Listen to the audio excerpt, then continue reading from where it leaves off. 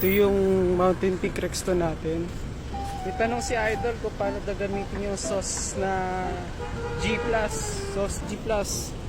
Yan, ito yung sauce G natin. Yan, nakapatay siya. Buksan natin.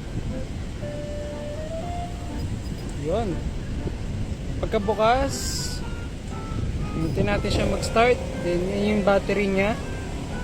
Kapag ready ka na sa ride, yan, click mo lang tong play. Makikita mo may play na siya dito. Then, naghahanap siya ng GPS. Dahil GPS yung ginagawa niyang pansukat sa bilis, searching pa siya ng signal.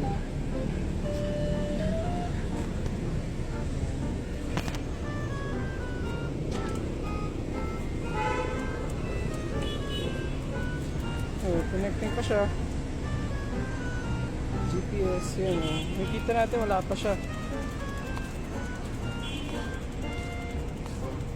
Dahil wala pa siyang speed dahil searching pa yung GPS signal.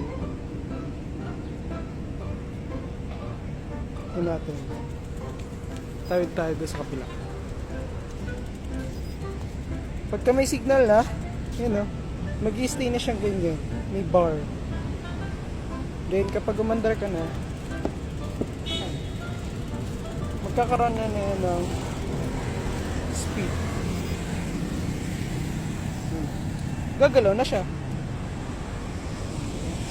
Tapos ito naman cycle. Yan, average tsaka max. Dalawang pindutan lang yan. Tapos pagtapos ka na, hold mo lang to.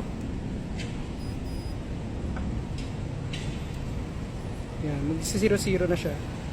Yan, pwede mo na siyang i-save. Tsaka patayin. Yan.